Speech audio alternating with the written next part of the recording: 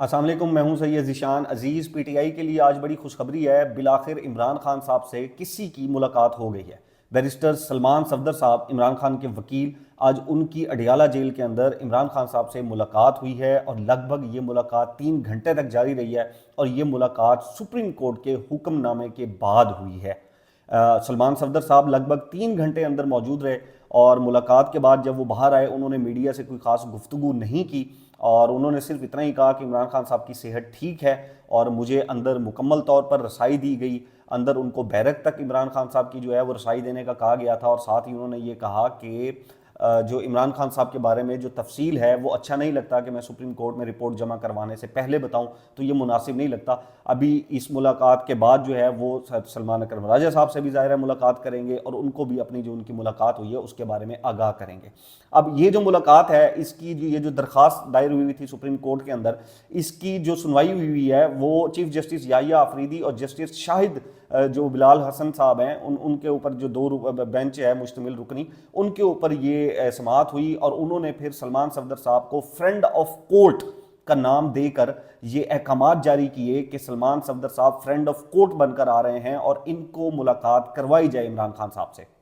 और इनकी मुलाकात के अंदर कोई रुकावट ना पैदा की जाए, इनको वहाँ पर इंतज़ार ना करवाया जाए। और साथ ही उन्होंने सलमान जो सफदर साहब है उनको ये भी कहा कि अगर आपको कोई प्रॉब्लम हो वहाँ पर तो मेरा जो पर्सनल स्टाफ है, स्टाफ अफसर जो है वो आप उनसे जो है वो राब्ते के अंदर रह सकते हैं। अब ये जब मुलाकात का हुक्मनामा जारी हुआ तो सलमान सफदर साहब ने उनसे जो है वो पूछा है। इसके अंदर मैं आपको एक और चीज़ ऐड कर दूं कि सलमान सफदर साहब को उनकी बैरक तक रसाई जो है, जहां पर जो उनकी बैरक है वहां तक उनको रसाई देने का कहा गया था। तो सलमान और ये भी कहा गया था कि उनको जो सहूलियात दी जा रही हैं उसके बारे में आप जो है वो तफसील से रिपोर्ट जमा करवाएं। अब सलमान सफदर साहब ने जो है वो वहाँ पर इस्तफसार किया था कि मेरी रिपोर्ट जमा कराने का जो स्कोप है वो सिर्फ लिविंग कंडीशन तक महदूद है या फिर उनकी जो सेहत के हवाले से भी है, आंख के हवाले से भी है, खदशात मौजूद हैं उसके ऊपर भी है। तो उसके ऊपर जो है चीफ जस्टिस ने कहा कि लिविंग कंडीशन की रिपोर्ट जो है वो चैम्बर में जमा कराएं। अब एक तो अच्छी बात यह है कि इमरान खान साहब से मुलाकात हो गई है और ये लगभग कोई गालबन मेरे ख्याल में 2 महीने के बाद किसी की भी मुलाकात हुई है। उनकी फैमिली में से किसी की जो है वो मुलाकात नहीं हुई, लेकिन इसके साथ साथ बुशरा बीबी जो हैं इमरान खान साहब की जो अहलियाँ हैं उनके साथ भी मुलाकात हुई है और उनको मुलाकात की इजाज़त मिली है। बुशरा बीबी की जो भाभी हैं मेहरुन्निसा अहमद और उनकी जो बेटी हैं मेहरुन्निसा मानेका, वो अडियाला जेल पहुंची और वो जेल के अंदर गए और उन्होंने अपनी जो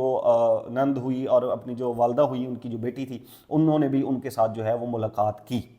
अब ये अच्छी एक जो है वो प्रोग्रेस है कि इमरान खान साहब से बिलाकर किसी ने मुलाकात की है और अंदर जो उनकी लिविंग कंडीशन है, उनको क्या सहूलियात दी जा रही हैं और सेहत के हवाले से जो खदशात का इजहार है और ख़ास तौर पर कैद तन्हाई में जो रखा गया है उसके हवाले से सलमान सफदर साहब जो है वो एक रिपोर्ट अपनी जमा करवाएंगे और फिर वो रिपोर्ट जो है वो कौम के सामने जाहिर सी बात आ जाएगी। अब सलमान सफदर साहब जब मुलाकात करने गए हैं तो वो अलीमा खान से मिले बगैर मुलाकात करने गए हैं, लेकिन जाहिर सी बात है अब मुझे लगता है कि वो अब वापस आकर सलमान अकरम राजा साहब और अलीमा खान साहिबा को भी इस मुलाकात के बारे में बताएंगे कि अंदर खान साहब की जो है वो कंडीशन जो है वो सेहत की कैसी है। ये एक पहलू है जो बहुत अच्छा है और ये मुलाकात होनी चाहिए थी जो एक कैदी का हक है। लेकिन सवाल यहाँ पर यह है कि इमरान खान साहब की फैमिली में से अभी तक किसी की क्यों मुलाकात नहीं करवाई गई? ऐसा कौन सा कानून है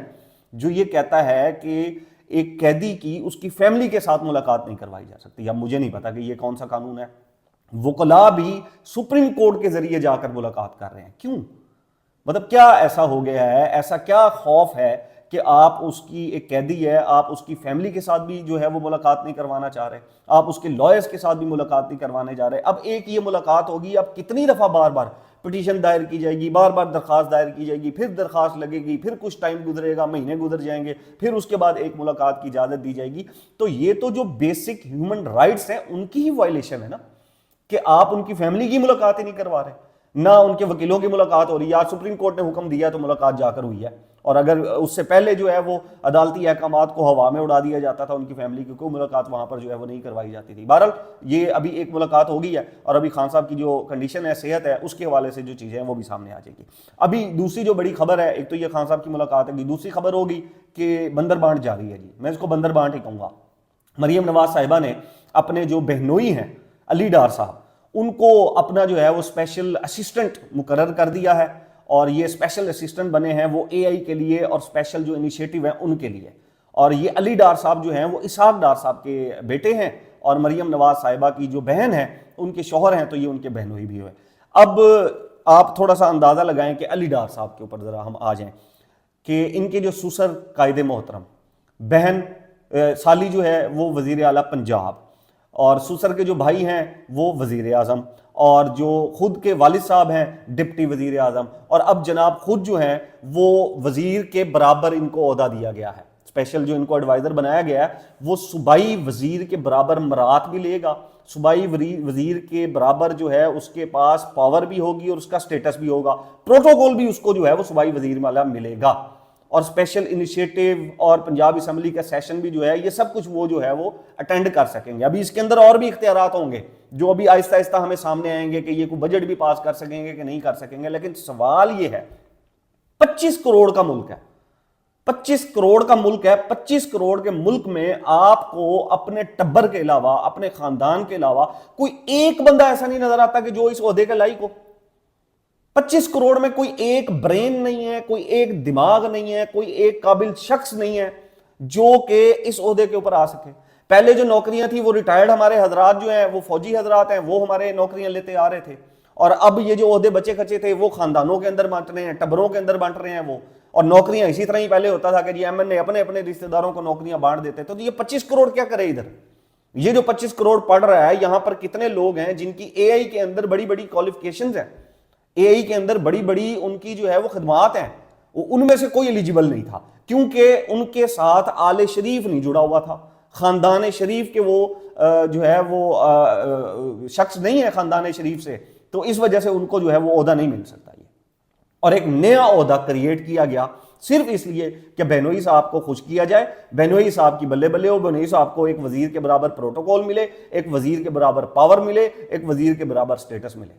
अब ये कोई नई बात नहीं है, ये आले शरीफ का, ये तो फिर भी बड़े एक ओहदे वाले हैं ना, आले शरीफ का चपड़ासी होना भी इस मुल्क का शहरी होने से बेहतर है। क्यों? अब आप कहेंगे कि जी ये क्या बात है, मैं बिल्कुल जेन्युइन बात कर रहा हूं। मकसूद चपड़ासी आपको याद है, मनी लॉन्ड्रिंग केस में मेन कैरेक्टर था, यूएई के अंदर उसकी डेथ हो गई थी, याद है आपको कितना पैसा उसके अकाउंट से जो है वो निकला था। तो एक शरीफ, आले शरीफ खानदान का चपड़ासी, मकसूद चपड़ासी, वो होना भी 25 करोड़ अवाम में से आपके शहरी होने से, पाकिस्तानी होने से, तालीम याफ्ता होने से, आला तालीम याफ्ता होने से, एक अच्छा ब्रेन होने से, इंटेलिजेंट होने से कोई फर्क नहीं पड़ता। चपड़ासी का ओहदा बेहतर है क्योंकि वो शरीफ खानदान से जुड़ा हुआ होगा, या फिर भुट्टो खानदान से जुड़ा हुआ होगा, फिर या फिर वो मौलाना साहब के खानदान से जुड़ा हुआ होगा, या फिर किसी बड़े सरकारी अफसर से जुड़ा हुआ होगा। तो आपको इस मुल्क में नौकरी भी मिलेगी, आपको इस मुल्क में स्टेटस भी मिलेगा, पावर भी मिलेगी, वजीर का ओहदा भी मिलेगा। आप इलेक्शन ना भी लड़े, आप इलेक्शन ना भी लड़े तो कोई जरूरत नहीं, हम आपके लिए स्पेशल ओहदा निकालेंगे, special assistant to chief minister Maryam Nawaz बनाकर हम आपको वो सारे पावर, वो सारे इख्तियारात हम आपको दे देंगे। टब्बर में कोई बंदा रह ना जाए जिसके आगे पीछे पुलिस ना घूम रही हो, कोई बंदा ऐसा रह ना जाए जिसके पास प्रोटोकॉल ना हो, जिसके पास पावर ना हो, जिसके पास स्टेटस ना हो। तो ठीक है जी, मुबारक हो आपको अली डार साहब, और आप बिल्कुल डिजर्व करते थे क्योंकि आपका ताल्लुक जो है वो आले शरीफ से, शरीफ खानदान से जुड़ा हुआ है, और आपके वालिद साहब भी जो है वो डिप्टी प्राइम मिनिस्टर है, तो ये ओहदा तो बिल्कुल आप जो है वो डिजर्व करते थे। कांग्रेचुलेशन जनाब, और पूरी कौम की तरफ से कांग्रेचुलेशन आपको। अब तक के लिए इतना है जी, अपना और अपने इस चैनल का ख्याल रखिएगा। अल्लाह हाफिज।